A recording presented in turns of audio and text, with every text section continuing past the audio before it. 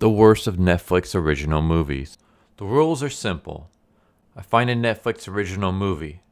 I look up its rating on IMDB and Rotten Tomatoes. If it has less than a 5 out of 10 on IMDB and less than a 50% audience score on Rotten Tomatoes, then it qualifies for reviewing, and we discover if the low ratings were deserved or not. With the rules explained, it's time to start the show. So for today's episode, Earth and Blood.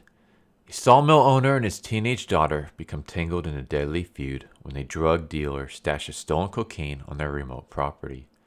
So this came out in 2020. It is a French action thriller. I'm going to try to pronounce the names of the director and actors and stuff, but because it's French, I'm going to completely butcher it, so forgive me for that. But it's directed by Julien Leclerc, and it stars Sammy Brauhila, Eric Ibarne, and Sammy Seguir. Yeah, so the IMDb rating is 5 out of 10. And the Rotten Tomatoes audience score is 15%. So, this looks like it's not going to be a fun watch, but we'll see. Like it's happened in the past, we've had a movie. I was going to say movies, but we've only really had one that was actually a lot better than its score, at least in my opinion. So we'll see if this is the case for this movie. We'll see if this is a movie that deserves more praise than it got, or if it's a movie where the audience got it right. So let's jump right in, and I'll see you guys on the other side. All right, welcome back. So I just finished watching Earth and Blood, and I will say that it was interesting. Now, whether it deserves the low ranking it got or not, I guess we'll find out during this review. So, like always, I'm going to give a summary of this event, of this movie that I just watched. And you know what? I'll throw in criticisms and critiques and my thoughts as we go along, rather than just waiting till the end. But so let's get into it. So we start off with 4 dudes chilling out in the van, and they are watching what looks like a police station. And eventually they wait for 2 cops to arrive inside. And when they do, they put on their masks, grab their guns, and they storm inside the building. And what they do is, this is a police station evidence room that they're heisting. So one of the robbers keeps hold of one of the policemen just inside the building. 2 others go upstairs to fortify the area. And then the final one takes one of the female officers and takes her down to the evidence room and basically forces her to fill up a bag filled with 8 kilos of cocaine. So that's all they want. All they want is the cocaine. And as this is going on, we see 2 of the robbers who went upstairs. They peek into one of the rooms. They see a police officer typing away on his computer. We cut back to the female police officer filling up the bag with the cocaine. All of a sudden we hear gunshots. And then when we cut back upstairs, we see the 2 robbers are lying dead. It looked like they were going to shoot the cop on the computer, but it turns out that somehow they got shot instead. We don't know how. So like for this scene, I would have maybe changed it a little bit. What I would have done was I would have had them sneaking down the hallway, and then maybe they peek inside and they see the cop typing on the computer, and then they kind of look at each other. And as they're kind of looking at each other, I would have had cops arriving behind them. So we see like over their shoulders, we see cops, appearing in the hallway. And then the cops notice the robbers, and the robbers turn around and they see that the cops notice them. And then I would have cut to downstairs, and then you hear the gunfire. So you don't know who shot first. It kind of leaves a little bit of mystery what's going on. So I would have had that happen, and then I would have had yells and screams, like shooting, something like that. And then the robber that's down getting the cocaine, he's like yelling at the female police officer to finish up because shit's going down. He grabs his bag, he runs back upstairs to the other robber who's holding the other cop right in the entrance. And then they kind of ask what happens, and then we cut back to upstairs and we see the dead robbers. So that way, like, you don't know who got shot, but you have a little bit of mystery. Otherwise, like the way it is now, it's kind of interesting because it's like you see them peeking in, they notice the cop on the computer, and then it cuts to downstairs, and then we hear gunshots, and then it cuts back to upstairs, and the 2 robbers are laying on the floor dead. And it's just kind of like, all right, who shot them? We don't know. I mean, obviously it was the other cops, but where did the other cops come from? The way I would have done it was I would have had like the cops, like, or a cop, you know, he maybe he exits out an office behind them, and then he noticed them, and then they turn around, they notice him, and then you cut away, and then you hear gunfire. So you don't know who shot first, who was able to be quicker on the draw until we cut back, and then we see the robbers lying dead, and then you know, okay, so the cop shot first. He was quicker on the draw. But yeah, so the two surviving robbers get the cocaine, get inside their van, and then they bolt out of the area. And then we cut to our main character, and our main character is Saeed. And Saeed owns a sawmill, but when we first see him, we see him getting a CT scan on his lungs. And it turns out that he has tumors in his lungs. And he basically asks, like, you know, how long do I have left? And then we don't get the answer, because then we see him driving in the car, and, you know, he looks kind of, not sad, but he's kind of like contemplating, like, you know, what am I going to do now? It's pretty much said that, you know, he doesn't have much left to live.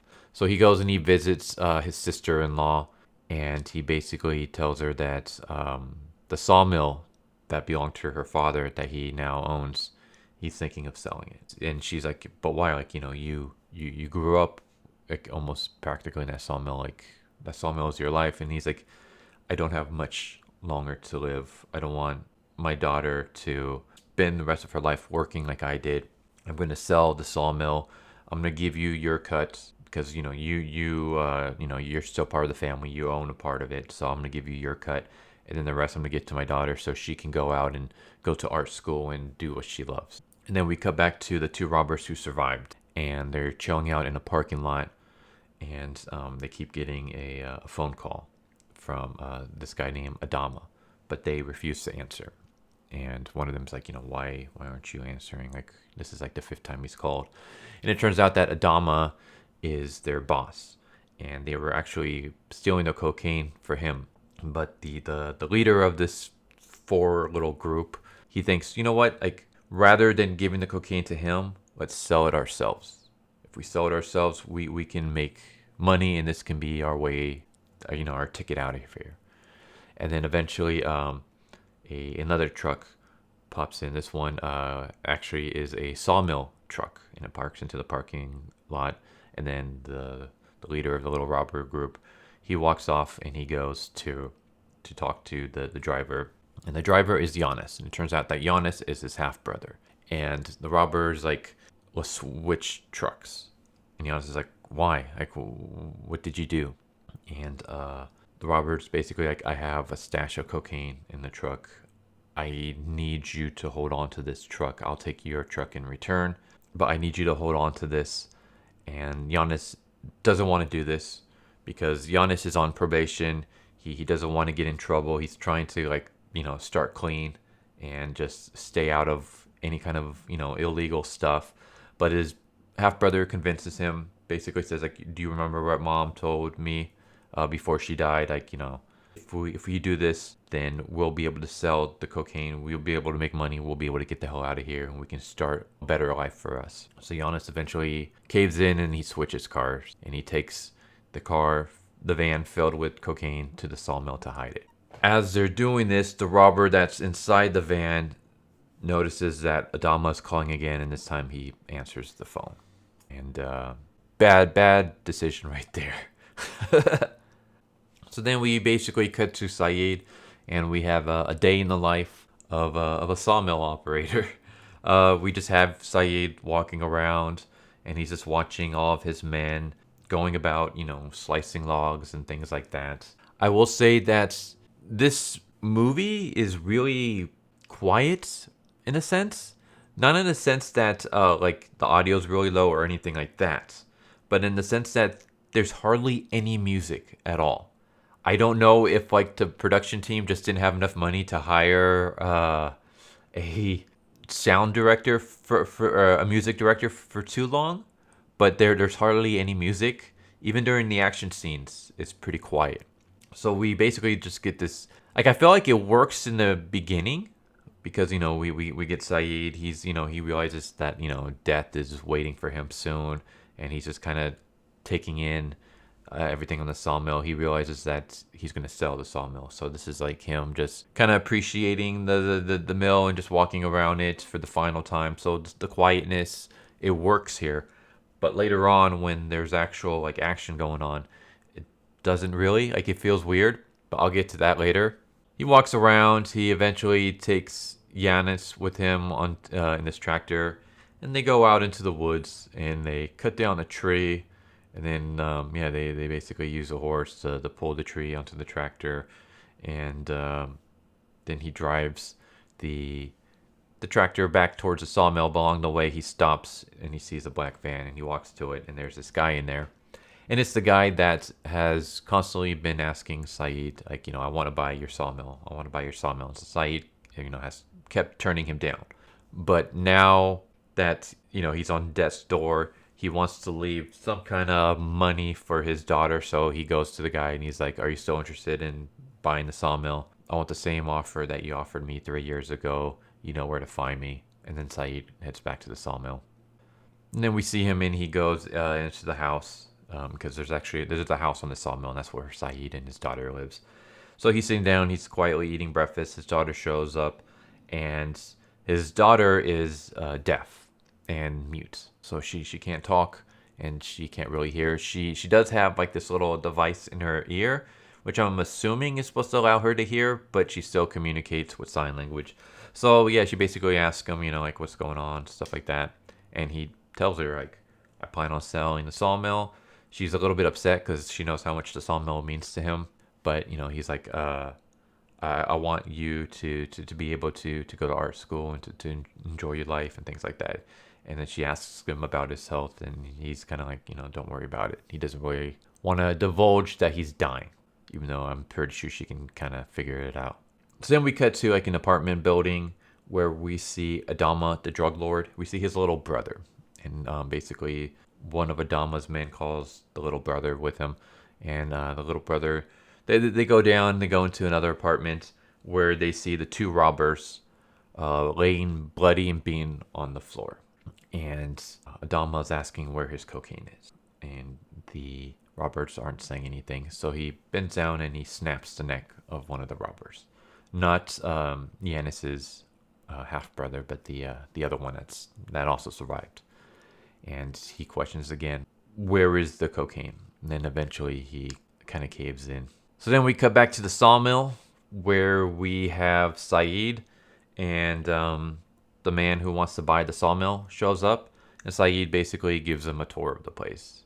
And Saeed says, I'm willing to sell you the sawmill and everything in it. Like I'm willing to sell like all the equipment, all the the tractors and like, everything here. You can keep, so you don't have to like buy your own. I only have one condition. I want you to keep the staff that I have. Like these are good men, even the rookies. Like they know what they're doing, and they don't deserve to lose their jobs because I'm selling the sawmill. And so the sawmill guy's like, yeah, sure, like we can do that.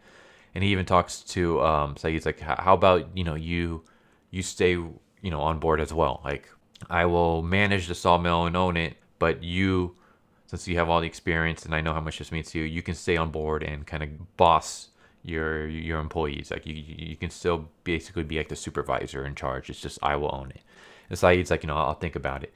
And as he's giving this tour, he notices that the tarp covering his van looks a little bit off. So he lifts up the tarp and he realizes that his van is gone and instead has been replaced by a black van. So he's kind of weirded out. He says goodbye to the buyer, and then he starts questioning like, where's the van? Where's the sawmill van? Where's the company van? And one of the operators is like, I think Giannis was the last one to use it. So he goes and he talks to Giannis and he drags Giannis to the van, and he's like, what happened? Where's my van? And Giannis is kind of like, I don't know. And he's like, what's in the van? What are you hiding? And Giannis eventually says, it's in the trunk. So Saeed lifts up the trunk and he sees a bag. He pulls out the bag and then he sees a bunch of cocaine. And then he's basically pissed off at Giannis because he's like, Giannis brought a bunch of cocaine onto his property. He's like, what the hell is this? What's going on? Giannis kind of explains that he's just holding it on for his brother. So he's like, where did he get it? And Giannis is like, I think it was from the robbery that we saw on the news. So Saeed is obviously pissed off at Giannis because he's like, I took you in when you were in trouble, and I gave you a job. I gave you, like, meals and money, and this is how you repay me. So he gets pissed off at Giannis. He drags Giannis into the house and he tells Giannis to call his brother. So Giannis calls his brother, but he just gets like a voicemail. And here was an interesting thing that I'm glad that they brought up. Earlier on, when he's riding in the tractor, Giannis is like on his phone, and Saeed says like, "Don't bother, you're not going to get any, connection." And then later on, when Saeed forces Giannis to call his brother, Giannis pulls out his cell phone, but he doesn't use it to call. He uses it to find his brother's phone number so he can dial it into the landline and use the house phone, basically showing that there's no phone connection here. Which I'm glad they brought this up, because it plays a part later on when it's like, why aren't they calling for help when shit's going down? And it's because obviously they can't. So yeah, Giannis tries to call. He can't reach his brother. He tells Saeed that. Saeed grabs Giannis and drags him into a shed. And there's like this little tiny room, and he pushes Giannis in there and he locks him in there.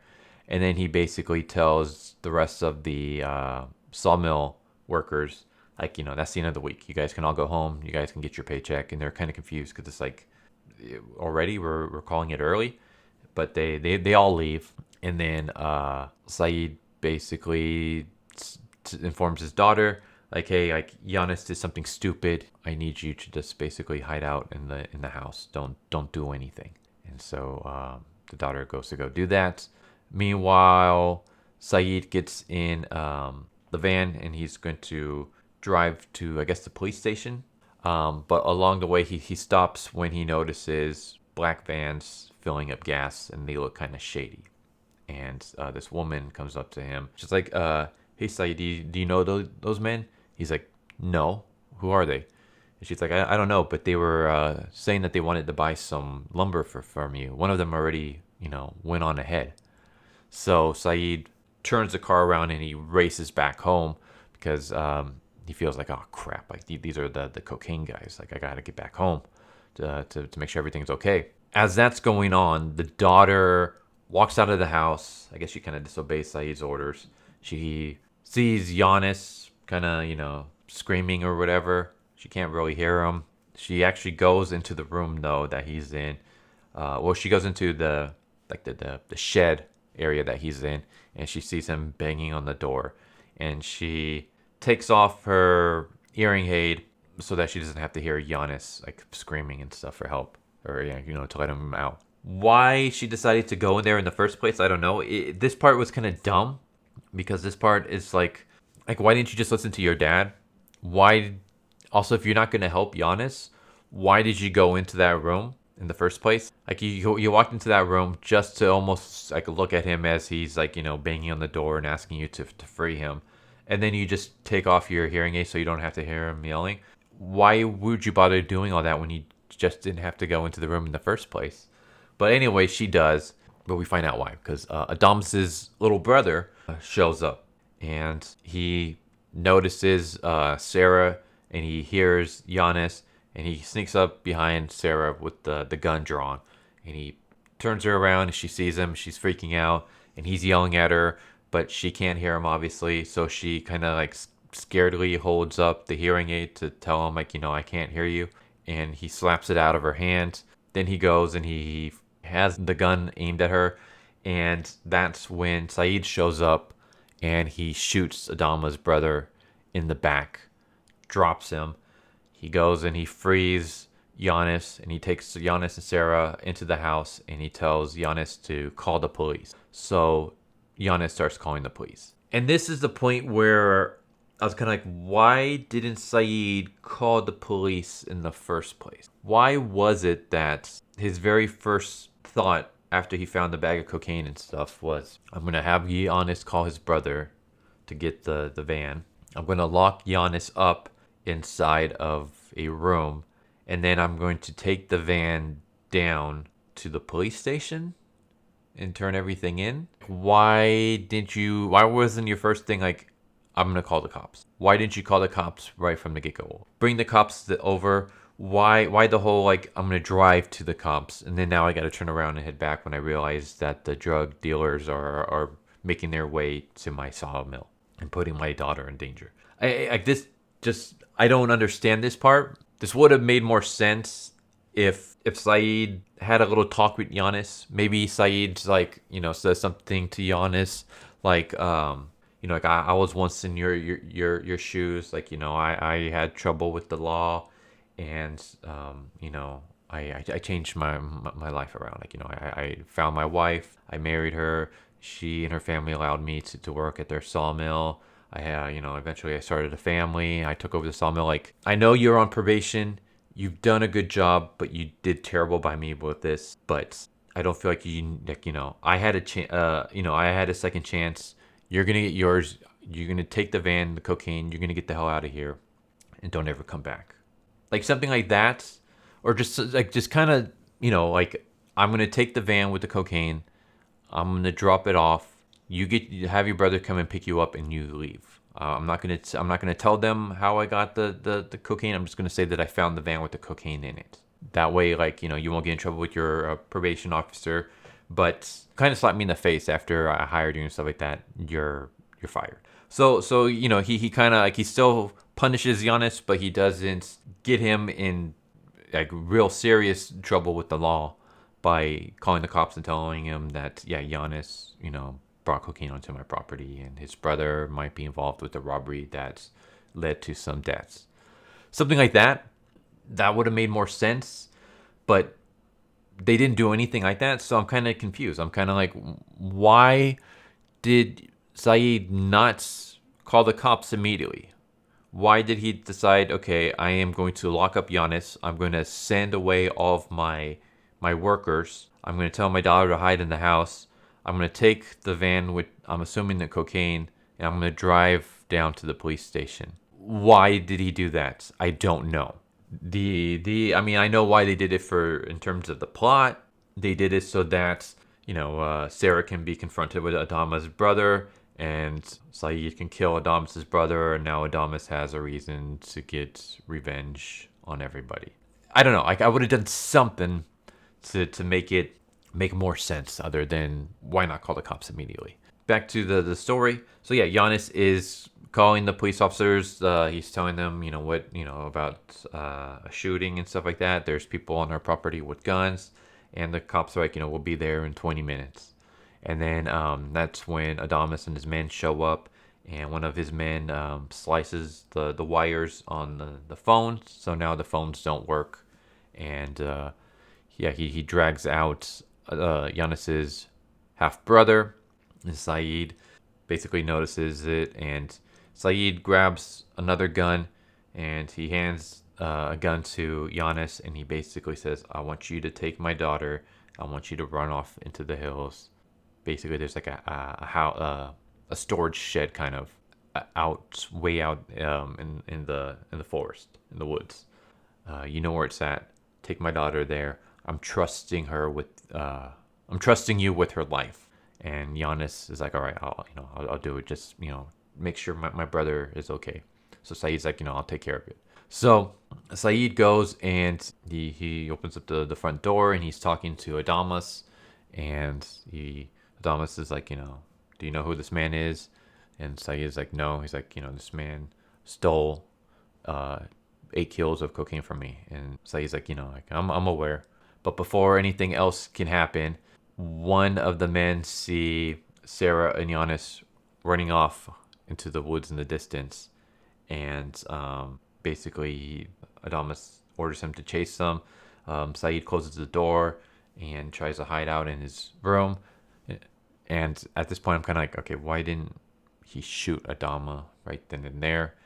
Maybe he would have put the rest of the henchmen in disarray or something, but no. So now we got a scene where the drug henchmen are sneaking into Saeed's house to find Saeed. And again, like, we just have, like, it's really quiet. There's like no music really. So it's just like, it's so quiet. You can kind of hear everything. We see just kind of Saeed like kind of tiptoeing around in the sawmill. and one of the henchmen goes inside and he's like, looking around, and Saeed kicks this, I don't know what to call it. It almost looks like a dolly. It's like a plank of wood with wheels and stuff like that on its track, and he kicks it. It smashes into the henchman, breaks his leg. He falls to the floor. Saeed comes up behind him, shoots him in the back of the head, and kills him.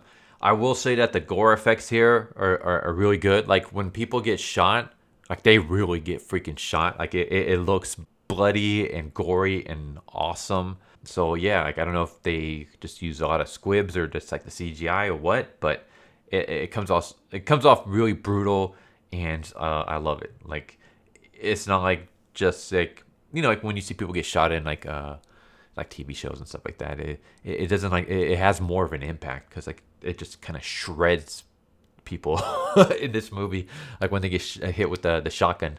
So yeah, he takes out one of the henchmen, and then during this we get cuts to Giannis and Sarah running in the woods, being chased down by another one of the henchmen who's like shooting at them with an AK-47, and yeah, we see just like another moment where Saeed's like sneaking around, and he's using his knowledge of the sawmill to turn on machines and stuff like that, which causes all of the henchmen to start just like shooting up the place.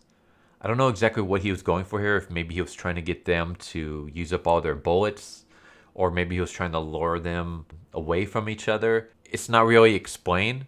It just looks more like he's just kind of going around. He's turning like one machine on, and then he'll turn another one on, then he'll turn one off, and then he'll turn another one on, and the henchmen just respawn back by shooting everything. But there's never any talks of like, don't waste your ammo or anything like that. Like, ammo's never brought up in this. So I have no idea what his plan here is. But eventually Adamas notices a no smoking sign, so he gets an idea. And he has his men drench a bunch of like flammable liquid all over the place. And then he lights it up and basically starts burning up the sawmill. And Saeed is inside this burning sawmill, and he's coughing, and one of the henchmen hear him coughing, and they sneak up behind him, and then we get I don't even want to necessarily say a fight because it's not really fisticuffs. It's more like they're kind of grabbing at each other, and it ends with Saeed grabbing like a knife or a shiv, and he stabs the henchman in the leg. And then when the henchman like is screaming in pain, he grabs the henchman's arm, stabs the crap out of it, turns on the nearby saw, and then shoves the henchman's arm under the saw and saws it off. So I was like, all right, that's cool. Like I'm hoping to see more of this. Like at this point in time, I'm like, we have a sawmill and we have a sawmill operator who knows how everything works. I want to see some grisly, gory deaths with this guy using the sawmill equipment, especially since earlier on, like as he's walking around the place, we see different parts of the sawmills like working, and it looks like you got to be super careful, otherwise you can get seriously injured if not killed. Like one mistake and something's taking out your arm or whatever, you're getting sliced and diced. So my thought process was, oh, okay, so we're gonna have like a scene where we're gonna have like moments where he's taking out the henchmen one by one using equipment from the sawmill. No, that was it. So the only thing he actually really uses is he uses a little cart to break one of the henchmen's legs, and then he shoots him in the head with a shotgun, and then he stabs another one and then shoves his arm under a saw blade and slices it off, and that's it. That's the only time he uses. Well, he uses one part of the sawmill. It's basically like the oh man, what the hell is it called? I forget what it's called, but it's basically kind of like what you see at a conveyor belt. There we go. So he gets onto a conveyor belt and he rides it up to the roof where he can make his escape from the burning sawmill. So those are the only 3 times he actually uses the sawmill equipment to help him. And only 2 of them results in him using it to kill off a henchman. And only 1 of them he uses to actually kill a henchman, because the other one he uses it just to break the henchman's ankle. So I was kind of bummed out by that. Because I don't know, I was thinking like the Punisher video game that came out, where you can do the grisly environmental kills, and I was thinking something like that. Like I was thinking like he was gonna do just crazy environmental kills on these henchmen, but instead he doesn't. Instead it's more like he just kind of uses the equipment to kind of distract the gang, and then he uses it to kill only one of them. And then after this, the sawmill burns, and then we're basically out of the sawmill. So pretty much what happens is Saeed rides the conveyor belt up to the roof. He gets out. He gets inside his tractor, and he bails out of the sawmill. And then, they see him leaving, and they chase after him in a van. So I was just kind of like, all right, well, that's the end of the sawmill, I guess. I was expecting like everything to take place in this sawmill, pretty much. Like this was how the whole showdown was gonna be. It's gonna be him using the sawmill, because like this is an old man. I mean, the actor who plays Saeed is like in his mid 50s. So this is a middle-aged man who is suffering from terminal lung cancer. So obviously he's not going to be running around doing kung fu moves and fisticuffs and stuff with these young henchmen, young peak physical condition henchmen. So I was expecting, okay, he's going to use more of his knowledge. He's going to use his knowledge of the surroundings of the sawmill, how all the equipment work, to kill the henchmen, off one by one. But that doesn't happen. Basically, he's done at this point in time. The sawmill is burning down, and Saeed makes his escape in a tractor. And as he's escaping in a tractor, one of the henchmen is chasing him down in a van. And the henchman is really stupid, because the henchman eventually is able to get past Saeed and then turn in front of Saeed to cut him off. And Saeed just plows right into him and flips his van over. And I'm like, did you really think that a van was going to be able to stop a tractor? Like, do you know how heavy tractors are? You don't want to F with a tractor, especially in a car. So, yeah, I was expecting, okay, maybe he will pull up alongside Saeed and then shoot him through the window. That would have made more sense. But instead, he pulls up in front of Saeed to try to block him. And Saeed just plows right into him, flips his car over. Saeed gets out, looks at him, sees the henchman like wounded and bleeding to death in the car. Notices a bunch of liquid everywhere, and Saeed leaves as the van explodes. So I was like, all right, well, that's another henchman done and taken care of super easily. Like, all right, you didn't even really have to do anything that time. I also just found it kind of funny how Saeed makes his getaway in a slow-moving tractor, and the henchmen shoot at him, but none of them are able to hit him in this slow-moving tractor. It's kind of comical. It's also kind of comical the fact that like it takes this van a while to catch up to Saeed in the tractor. But yeah. Anyways, we cut to Giannis and Sarah and the henchman that's chasing after them. And during this chase, Giannis loses his shotgun. He goes into the storage shed that they were supposed to hide out anyways. The henchman follows after them. He's looking around. He looks out the window and he sees Sarah by herself running out through the fields, and he starts shooting at her, but he's missing. And then that's when Giannis shows up. He pops up behind the henchman, wraps, I think, like a belt around his neck and starts choking him. But eventually the henchman is able to pull out a knife, stabs Giannis a few times in the stomach, and then grabs his gun and is about to shoot Giannis when Saeed appears behind him and shoots him and kills him. And then Saeed turns to Giannis, and Giannis is fatally wounded and basically, says, I'm sorry, and then he dies. At this point in time, there's only Adama and one more henchman left. And so Adama and the henchman eventually find the shed. They're approaching it when they hear a horse, and then they look and they see the henchman that killed Giannis tied up to the horse by his arms, and then his legs are tied to the shed, and then the horse is pulling on this henchman.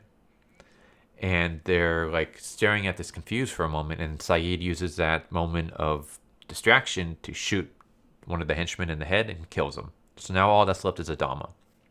And then we have this gory scene where the horse gets frightened by the gunfire and runs off and rips the henchman in half, the one that was tied to the horse.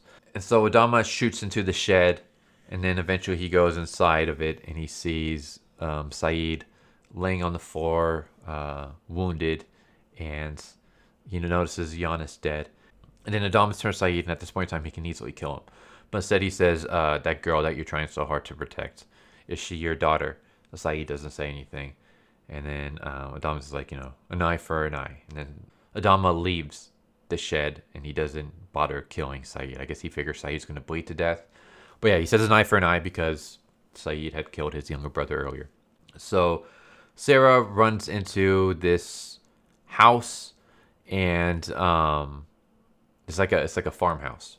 And Adama chases after, and he kills the owner of the farmhouse, and then he chases Sarah up into like the attic, and then eventually Sarah is able to make her way down to the second floor, and she stops, and she's like, I got to jump out because Adama's kind of chasing after me. And Adamas appears, and Sarah jumps off, and as she falls, I guess she breaks her ankle or something. She kind of falls to the floor in pain, and she can't get up. And this was kind of confusing because one, you're not too high up. Like it would make sense if it was like the third floor, but you ran back downstairs, so you're jumping off of like the second floor, which I mean, it is still kind of high. But the other thing is that the way it's shot, it doesn't look as high as it could be, and also there's a truck literally right next to you with a with like a roof that you can jump on. So I'm just thinking to myself, why didn't she jump onto the roof of the car? Because that would have, like, she could have been able to jump onto there and then from there climb down to the floor. It would have broken her fall. It would have been a less fall for her to make, but instead she doesn't. So that car being there doesn't make any sense. Like, I would have not had that in the shot because it just kind of makes your character look stupid. Because, I mean, the car is not that far away. She can easily make that jump. Yeah, that would have been a better way to break her fall rather than just dropping onto the stone floor. But yeah, she drops onto the stone floor, I guess breaks her ankle or something. She can't get up. So she's wounded and stuck. And then Adama appears, and we get like a slow motion scene of him opening up the door and walking down the steps. And then we finally have music playing to kind of emphasize the mood. It's like, all right, it only took you till the end of the movie before you use music in any of your action scenes. But yeah, he shows up, and then he approaches Sarah. He drops his gun. He kneels down. He grabs her head, and basically he's gonna snap her neck, kind of like he snapped everyone else's neck in this. But all of a sudden, Saeed appears, grabs an axe, hits Adamas in the back with the axe. He falls to the floor. And then Saeed stabs him again in the chest. And then Adama is dead. Saeed collapses to the floor. Sarah crawls to him and holds him as a police helicopter shows up. And that's how it ends. So yeah, there you go. That was Earth and Blood. That was like a summary of everything that went on. So, I mean, you guys already saw some of the criticism.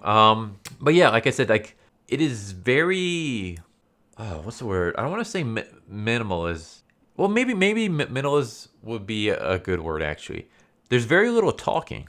I used for anyone who was wanting for the audio, I used the original French audio because my thing is, like, if I'm going to be judging and reviewing a movie, I got to judge and review it the way it was meant to be watched. So I can't judge it and judge the acting based off of English dub.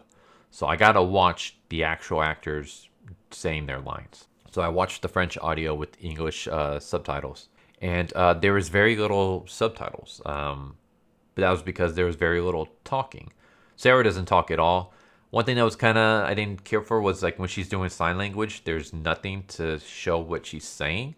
You kind of just have to guess based off of her expression and also based off of what, like, Saeed says to her, because Saeed will respond back. And so that's the only way you can kind of figure out what she's saying. But also, other than that, there's very little dialogue. I kind of want to see how short this script is. Because, yeah, there's like, the dialogue is very, very minimalistic. Most of this is just quiet action.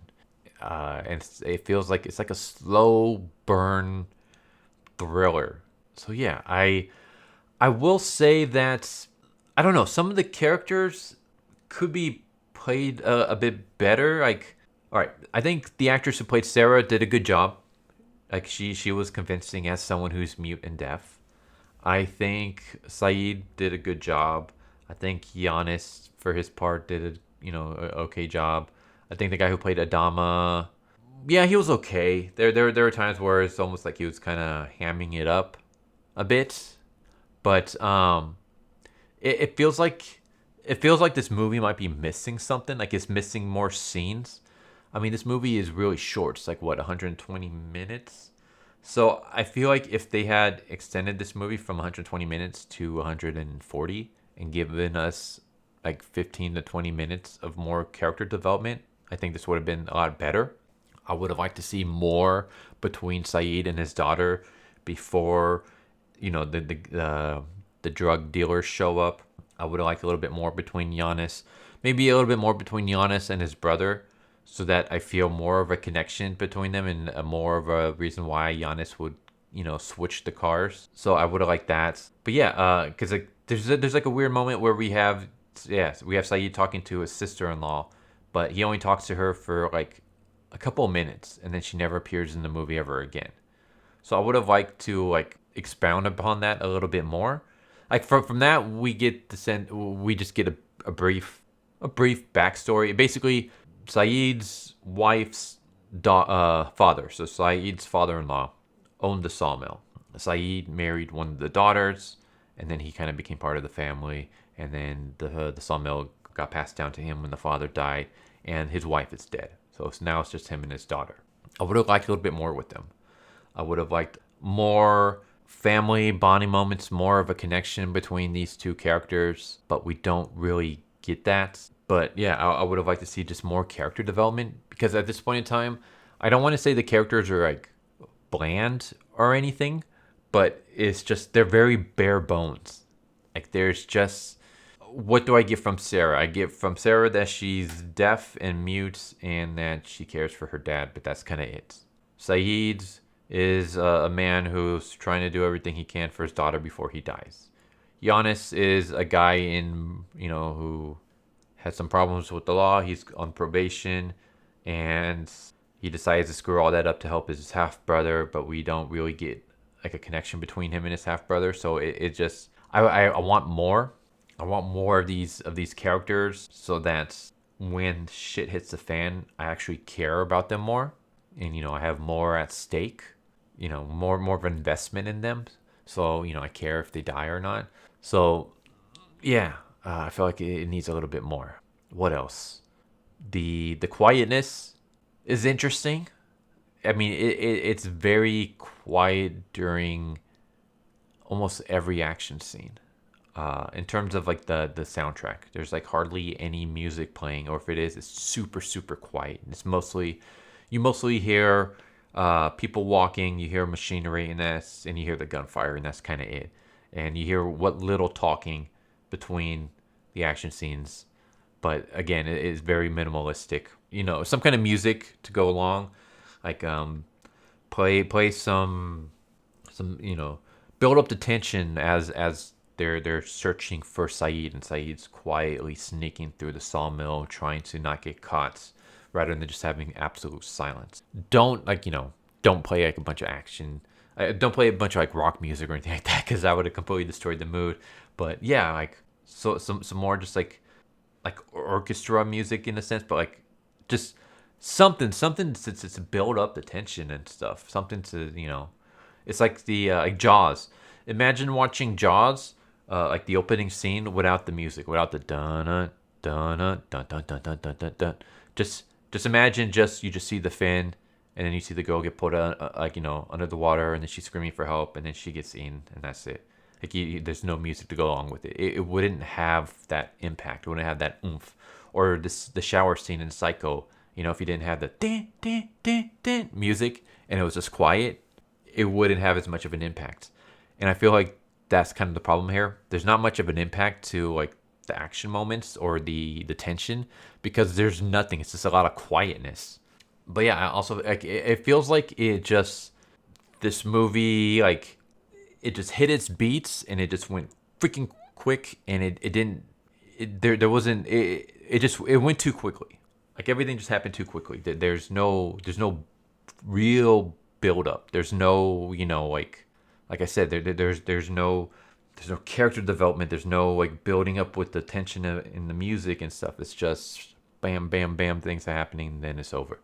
I also feel like the sawmill should have played a huge part in this because this whole thing is like, about the sawmill in a sense. Like the Saeed owns a sawmill that's belonged in his wife's family for generations, and on his father and his wife's deathbed, he promised he would keep it going as long as he could. And now there's this moment where it's like he's dying. The sawmill isn't making as much as it could, and he has to sell the one thing that he cherishes besides his daughter so that he can provide for his daughter. So I feel like that symbol, like you could use that so much more. We could build more of that up. And then also the fact that we have a bunch of young henchmen taking on an old dude with terminal lung cancer. So obviously he's not going to be fighting back. He doesn't have like some kind of military background, so he's not good with that. He's just a sawmill operator. So I would have loved to see the sawmill play more in the sense that he's basically using the sawmill and the equipment to kill off these henchmen, because these henchmen, like they're stronger, they're younger, they outnumber Saeed, and they have better equipment. Saeed just has a shotgun that shoots 2 rounds before he needs to reload. These guys have AK-47s and Berettas and stuff. So I would have liked to see Saeed using his wits to take out the henchmen one by one by using his knowledge of the sawmill and the different equipments and machinery and stuff like that. But instead, he only uses basically 2, and then the sawmill burns down, and then that's kind of it. Then he uses his tractor to flip over a car. He shoots the other, and he stabs the other with an axe. Like he uses non-sawmill stuff to kill more baddies than he uses sawmill stuff. So I don't know. Like I said, I would have liked a little bit more. Like I would have liked him to be a little bit more like Rambo in a sense, where it's basically him like setting traps to catch these henchmen and take them out one by one. Like something like that would have been a lot cooler than what we got. So yeah, I don't know what else to say. I would say that the directing was okay, minus the use of like heavy slow mo at times. Some of the scenes are like I like the way that they're done, and I like the pacing and stuff for not the whole movie, but for certain parts. But like the directing for the most part, like the cinematography and stuff, like it's good. I just obviously it would have been better with more, like music, tension building, character development. But that's more of a sound thing for the music, and then the character development stuff like that. That's more of a script issue. I don't know what else to say. I think I kind of covered everything that I would have, like the changes I would have made. The changes I would have made was, I would have changed the opening robbery scene, which I mean, I already went over what I would have done. I would have focused more on the development between Giannis and his half brother, and Sarah and Saeed. Build that their connections with with their family members a little bit more. Really drive home the fact that Saeed doesn't want to get rid of this sawmill, but he has to. So I would have brought more attention to the dead wife and the promise he made, and just how much he cares for this sawmill and stuff. I would have focused on that more before we had the people show up. I would have done something like, if you want Saeed to go down to the police station in the van, and then he notices the henchman and he turns around and stuff like he did in the movie, I would have a reason for why he would do that rather than call the cops immediately, because there's no explanation for that. I would have, like I said, I would have done the scene where Saeed explains about how he was on the same path as Giannis, but then he met his future wife and he changed for the better and stuff like that, and how he sees a bit of himself in Giannis. So he doesn't want to completely destroy Giannis's future, but he can't let this go without any kind of punishment whatsoever. So the punishment is like, I'm firing you, but I'm not going to turn you into the cops. Like, I'll just say that I found this stash hidden in the woods, and I won't bring your name into it. And then that's why he goes to the city, something like that. It would have explained why he didn't call the cops earlier, and he only calls the cops after he kills someone. So I would have done something like that to explain why.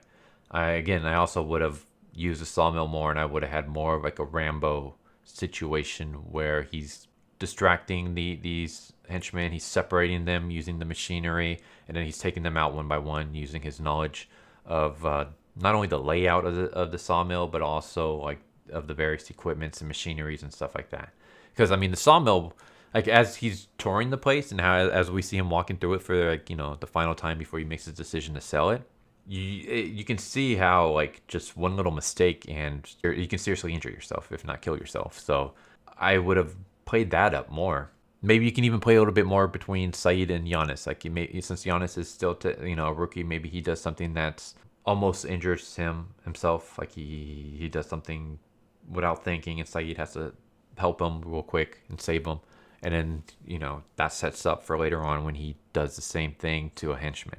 I also would have liked to see a little bit of a buildup of like a bond between maybe Saeed and Giannis. That way, when he realizes that Giannis, like what Giannis had did by stashing the cocaine, van on his property, this could have hit Saeed a little bit more, and it would have been more of like an emotional impact and more of like he's wondering, oh God, like what the hell am I gonna do? Like I just got the results from about my lung cancer, and now I'm gonna be dying soon. Like I'm already in the red. I don't have the money to provide for my daughter. I got to sell the one thing that I love besides her, the one thing that I promised my wife like I wouldn't do, and that's take care of the sawmill, and now I got to get rid of it. Now after basically promising this guy that I'm gonna sell it to him, this guy who I took under my wing stashed a bunch of cocaine from a robbery that's on the news. So either bad people are going to eventually find this and show up, in which case everyone at my sawmill is going to be in danger, or the cops are going to show up and find the stash, in which case now the cops are going to get involved, and I won't be able to sell this sawmill, or if I am, it's going to be a while, and I might be dead before I'm able to finish the deal. So I would have done something like that, just play more of like the emotional impact of what Giannis did and how it screws over Saeed. And you could have done that by having a little bit more of a bond between Saeed and Giannis. Like I said, like maybe Saeed sees a bit of himself in Giannis and he kind of takes him under his wing a bit. And no, he's like, I was in your shoes before. I understand how what it's like to try to leave the life of crime and stuff like that and change your life for the better. So I'm going to do for you what my wife and her family did for me. And that's taking you under my wing and showing you like a legit way to go about life and make money and stuff. So I would have done something like that. Plus, it would have made Giannis's sacrifice to save Sarah later on have more of an impact, especially when Saeed sees him. Because Giannis's last words in the movie is, I'm sorry to Saeed. So that would have had more of an impact if there was more of a bond between the two of them. Giannis gets taken under the wing of Saeed, and then he betrayed Saeed to help his brother, and then he tries to make up for it by protecting Saeed's daughter, and in the end he gives his life up to save Saeed's daughter Sarah, and then Saeed realizes Giannis was a good person in the end. He did betray me earlier on, but he gave his life for my daughter, and now you got more of an emotional impact. So I feel like that's what this movie is missing. It's missing more of an emotional impact between the characters. So it's kind of hard to care for them. I mean, Saeed it's easier to sympathize with him because we see more of him, we see more of his plight and stuff. But other than that, it's kind of like I don't really care for anyone else. Like I didn't care for Giannis. Sarah, I guess I felt bad for her, and obviously I wanted her to live because of Saeed, but that was kind of it. I didn't care for Giannis's half brother. I don't care for Adama or the fact that his brother died, which I don't think we're supposed to really care. But yeah, there's just no connection really between the characters and the audience. At least that's what I feel like. So, in terms of the ratings, I will say 5 out of 10 seems to be right for IMDb. And then the 15% audience score for Rotten Tomatoes, I feel like maybe that's a little bit too low. I would have maybe bumped it up to like maybe like a 40% out of 100. This is like a C minus movie. It's not terrible, and it's not like poorly acted or anything. The problem is that it's missing things. It's missing a little bit of something. Like the plot's not stupid or anything like that, and it doesn't like want you to suspend your disbelief to for the plot to continue. It's just missing scenes. I feel like it's missing emotionally connective scenes, so you feel more for these characters, and there's more. I mean, this is labeled as a drama, but there's not enough emotional connection between the audience and the characters in it for it to really be all that dramatic. So I feel like that's the biggest issue with this movie, is the emotional impact, and that can be fixed by having more scenes. Make this from an hour and 20 minutes to an hour and 45 minutes, and obviously music would have helped, or some kind of music to go along with the scenes to give a little bit more of an emotional impact. So yeah, I would say the sound and just not enough scenes were its biggest faults. So yeah, I would say IMDb got the score about right. Maybe a 4.5 out of no 5 5 out of 10 seems to be about okay. I would say Rotten Tomatoes is a bit too harsh. I wouldn't give it a 15%. I would give it maybe like a 40%. This is basically about like a C minus. I would say C minus movie. Could have been better. But yeah, there you go. So yeah, what do you guys think? Have any of you watched this movie? If so, do you agree with my assessment? Yeah, I don't know. What do you guys think of my what I would do? And what would you guys do? I would like to hear your thoughts. What would you do to make this movie better? But yeah, there you go. There's Earth and Blood. Hope you guys enjoyed the video, and I hope to see you guys next time. Take care, everybody. Later.